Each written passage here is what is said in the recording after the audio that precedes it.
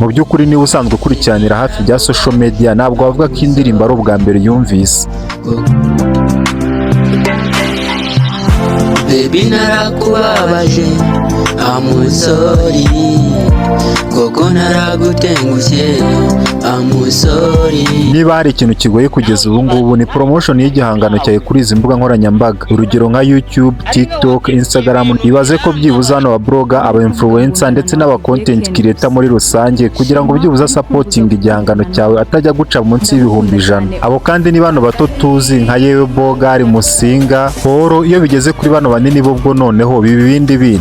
Gusa nk'uko abizera Imana bajya bavuga ngo inzira z'Imana zirenga igihumbi, hari igihe Imana igikoresha uburyo bwayo. Abo ba content creator, aba vlogger ndetse n'aba influencer bose bakisanga amahitamo bafite ari ukwamamaza ikintu cyawe. Uramutse urebye uburyo uyu mwana yatangiye wabona ari imikino nk'uko benshi baza kuri izi mbuga nkoranyambaga bakazikiniraho ubundi bakazirambirwa bakagenda. Bitandukanye n'uyu mwana kuko uyu mwana we yarakoze arihiringa akajya akora indirimbo akabona nizirebwa, ikindi kandi agakora n'ama content agiye atandukanye kuko uramutse ugerageje gusura TikTok ye nibwo wabona ko uyu mwana hasorinze ko nibwo yagiye akora indirimbo akavanga izi ndirimbo muzinyoherereze Element, ati muzinyoherereze Bruce Melody, yumve niyumva mfite Imana nsupporting dore nta bushobozi mfite. Uyu mwana nibwo yaje gukora indirimbo I'm sorry ayaplodinga ku rubuga rwa TikTok, algorithm irayikunda ndetse n'abantu barayikunda koko. Iyo ndirimbo umwana ahita yimurira ku rubuga rwa YouTube, aba content creator, aba vlogger bisanga n'ayandi mahitamo bafite uretse gusupporting uyu mwana batamusupportinga bakabura views. Ku munsi w'ejo hashize nibwo aba content creator, aba vlogger, abahanzi ndetse n'aba influencer bose bakomeje kugenda bapostinga indirimbo y'uyu mwana bizamurira algorithm kuko kugeza ubu ngubu imaze kugira views 10,000 ku rubuga rwa YouTube.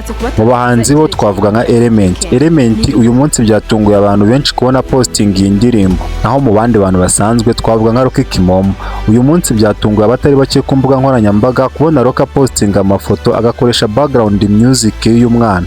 Mu ba content creator ho uyu mwana yari kubahereza views zitagira ingano, Aisimo, Silipazo ndetse n'abandi benshi bapostinze indirimbo y'uyu mwana bati ba bantu mukora shoot hari style mwari mutarabona, kwambara boxer n'umupira, kwikohora ndetse n'ibindi. Mu by'ukuri aba ba content creator, aba vlogger, abahanzi bose nta kintu cyabahatiye gukoresha indirimbo y'uyu mwana uretse gusa impano ye cyangwa se kuba babona indirimbo iri trend. Bwa mbere mu mateka noneho habonetse indirimbo ifite ubutumwa ishobora kwikorera promotion nyuma y'indirimbo ya Gitosa idafite ubutumwa ariko nayo ikikorera promotion. Bamwe mu ba content creator cyangwa se abantu bakurikiranira hafi by'imbuga nkoranyambaga ntibanatinyaga kuvuga ko mu Rwanda kugira ngo ufate izi mbuga nkoranyambaga bisaba kubura ubwenge, ariko umwana muto w'imyaka 12 akaza akabafata afite ubwenge. Aka karirimbo k'uyu mwana iyo uri kukumva wumva gafite utugambo tw'urukundo, aka karirimbo nyine karyoshye mu matwi ku buryo kugira ngo kwikura ari ikintu kiba kigoranye.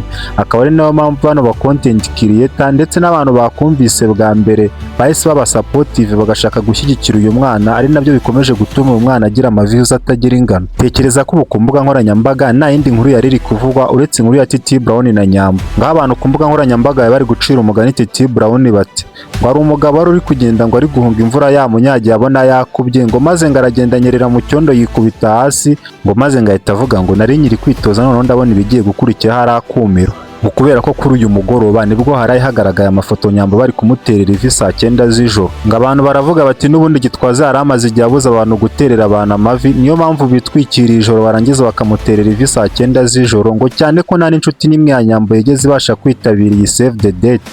Abantu benshi ku mbuga nkoranyambaga bakomeje kugenda bibaza kuri iyi proposal ya Nyambo, bibaza bati mu nshuti za Nyambo nta nimwe yigeze ibasha kwitabira iyi proposal, ngaho Mikini yigeze haboneka agaporomota niyo habonetse, wenda bagombaga gutumira na Titi Brown akaza kirebera uburyo kiba muri yega papu yarigize ikigoryi.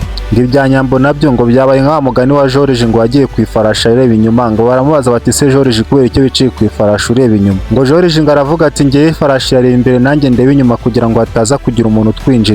Nyambo nayo yavuze ati ngiye n'umugabo wanjye turitwikira ijoro nta muntu turi buze gutumira, mutere rivi mu propose muzabona turi mu bukwe cyakora tuzabatumira mu bukwe gusa. Gusa ibyo byose Nyambo arimo Titi Brown uramutse umurebye abona atabyitayemo, uti kubera iki rero? Titi Brown ubu ngubu ari guserebura indirimbo imaze kuzuza views miliyoni ku rubuga rwa YouTube, ari nako ari gupanga projet nyinshi zigiye zitandukanye. Kugeza ubu tuvugana ndamutse mvuze ko Titi Brown ari we mu content creator ndetse n'umuhanzi ufite views nyinshi kandi mu gihe gito ntabwo ntabwo naba mbeshye kuko uramutse wumvishe kari akaririmbo ke ngwino urare wahita wumva ko ari indirimbo ikwiye no kujyana views miliyoni 10 uretse ko wenda abanyarwanda batari supportive cyane. Mwakoze cyane kubana natwe, niba ugejeje kuri uyu munota ukiri kureba iki kiganiro making sure ko wakoze subscribe, ikindi kandi like, share na comment byose ni ingenzi cyane kugira ngo ukomeze gufasha iyi video kugera ku bantu benshi.